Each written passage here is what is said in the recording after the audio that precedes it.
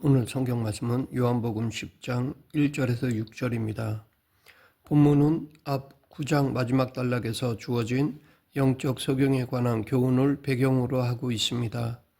즉 전장 마지막 단락에서 당신을 거부하는 유대 종교 지도자인 바리새인들을 향해 영적 소경이라고 말씀하신 예수님께서는 본문에서의 양이 우리 비유를 통해 그들은 결코 사람들을 생명의 길로 인도하는 선한 목자가 아니라 단지 절도나 강도 혹은 사꾼 목자에 불과하다는 것과 오직 자신만이 양들을 위해 자기 생명까지도 아끼지 않고 버리시는 선한 목자라는 말씀입니다.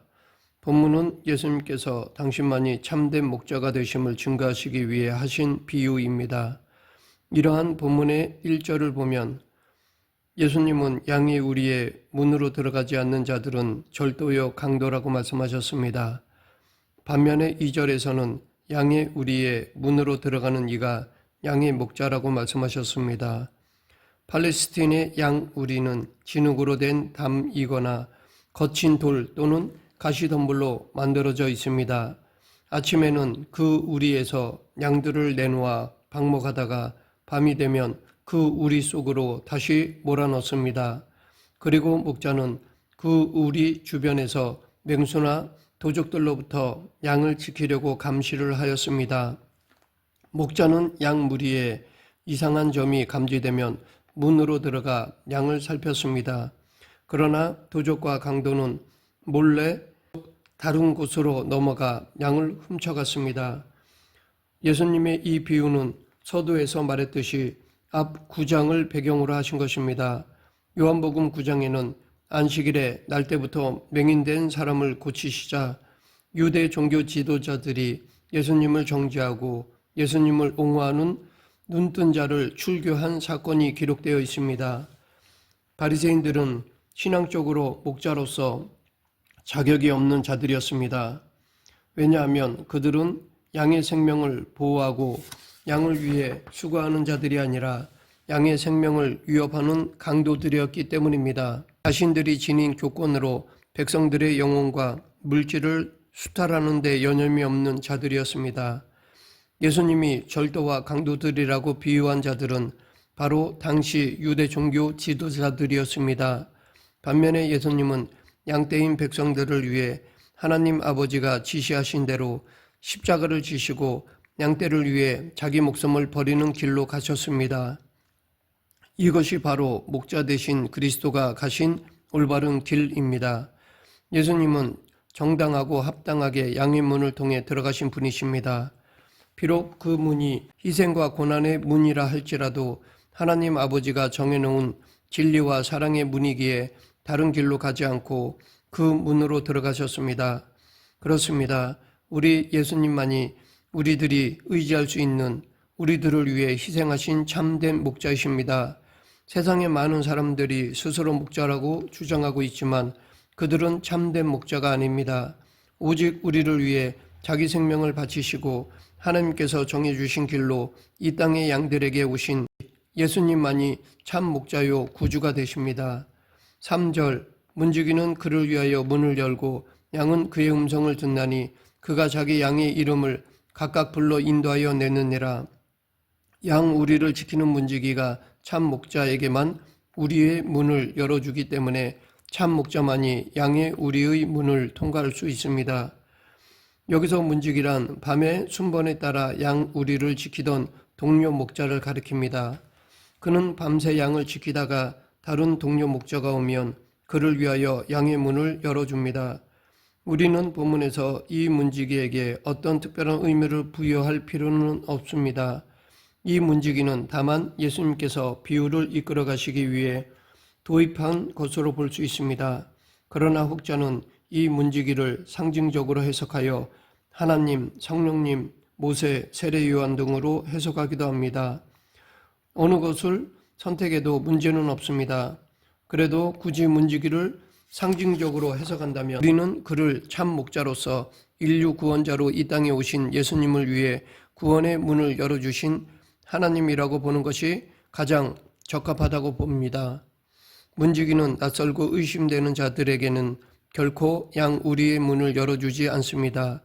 자기와 약속한 동료 목자에게만 문을 열어줍니다. 그러므로 이 비유는 예수님만이 하나님께서 세우신 중보자라는 것을 강조한다고 볼 수 있습니다.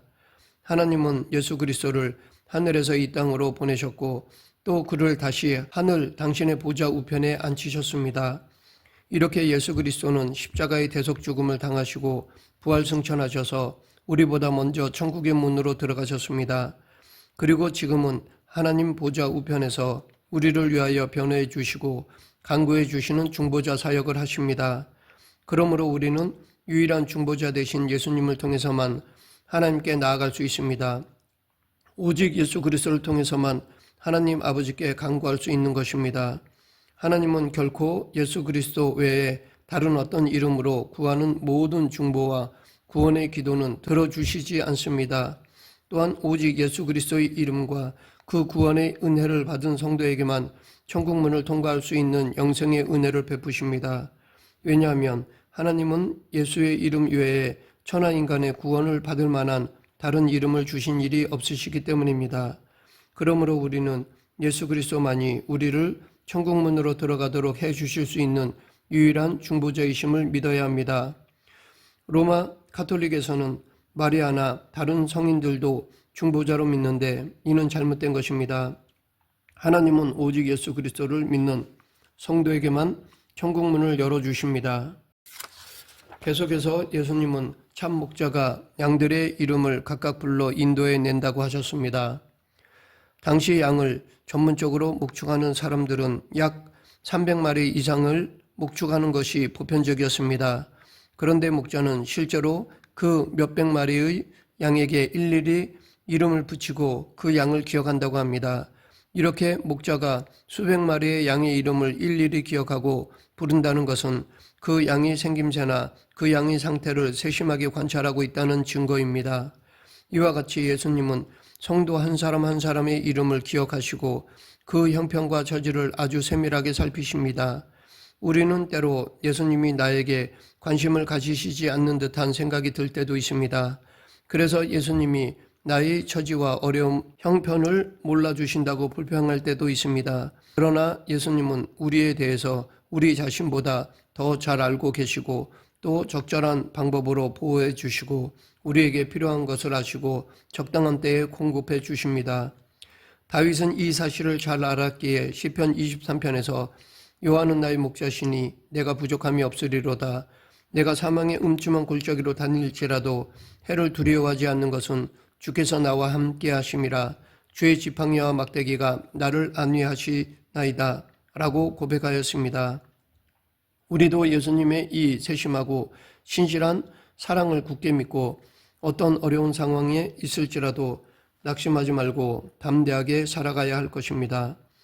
목자가 자기 양을 우리에서 다 내놓은 후에 앞서가면 양들이 그의 음성을 듣고 따라갑니다.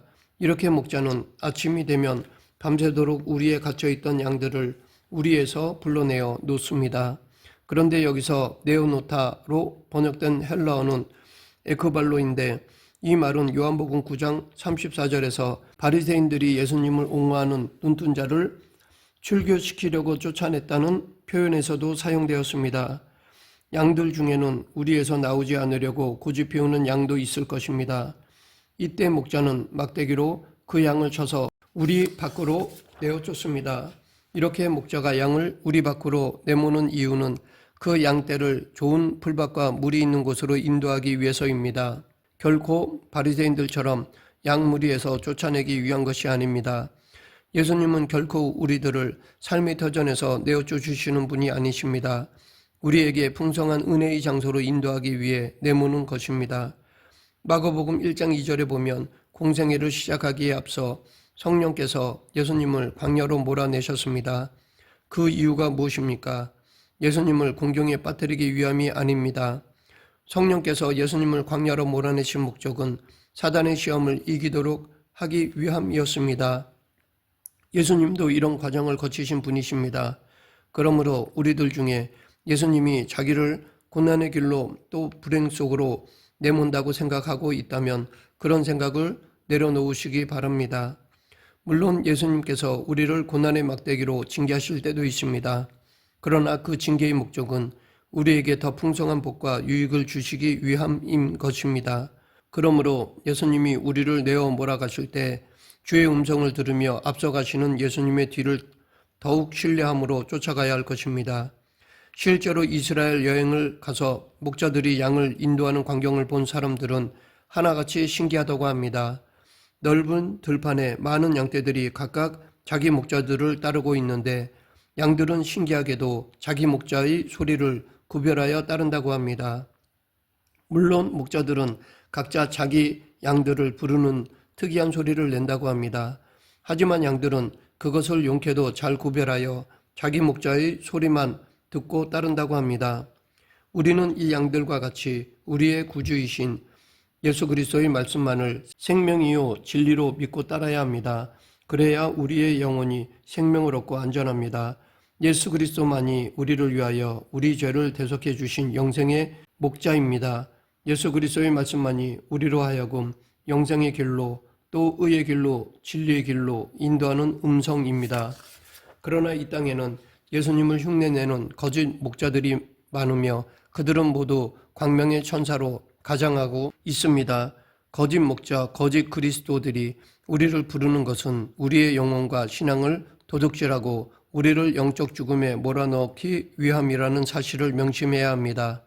그래서 예수님도 도적이 오는 것은 도둑질하고 죽이고 멸망시키려는 것뿐이라고 경고하셨습니다. 그러면 왜 사람들은 그렇게 쉽게 거짓 목자의 말에 현혹되는 것일까요? 그런 사람들은 진정으로 예수님을 사랑하지 않기 때문입니다. 그래서 예수님의 말씀을 부담스러워하고 실증을 느끼기 때문에 달콤하고 귀에 듣기 좋은 거짓된 자들의 미혹에 쉽게 빠지는 것입니다. 참된 목자는 때론 엄한 음성과 막대기로 양을 인도하기도 합니다. 왜냐하면 양이 그릇된 길로 가는 것을 방지하기 위해서입니다. 그러나 거짓된 목자들은 양이 사망의 길로 가든 말든 달콤한 말로 아부하고 어떻게든 비유를 맞추려고 합니다. 그래서 성도의 모든 소중한 것들을 훔쳐내려고 합니다. 이런 사실도 모르고 그들의 아부하는 말만 듣고 좋아하는 사람들은 결국 예수님을 떠나게 되고 사단의 종으로 전락하고 맙니다. 그러므로 오직 예수님의 말씀만이 우리를 의의 길로 인도하는 말씀이요 천국 영생으로 인도하는 말씀임을 믿고 그 음성만 들어야 할 것입니다. 말씀을 맺겠습니다. 예수님께서 이 땅에 오신 것은 인류를 하나님 앞으로 인도하여 영원한 생명을 얻게 하며 또한 풍성한 삶을 누리도록 하기 위해서입니다. 그래서 예수님은 인생들을 사로잡아 파멸에 이르게 하려는 사단의 권세와 맞서 싸우셨으며 그로 인해 친히 십자가에 못 박혀 죽으시는 처절한 고난을 당하시기까지 하셨습니다. 반면에 유대 종교 지도자들은 자신들의 배를 불리기 위해 백성들에게 감당할 수 없는 율법의 멍에를 씌우고 정작 자신들에게 맡겨진 의무는 행치 않는 악한 모습만 보였습니다.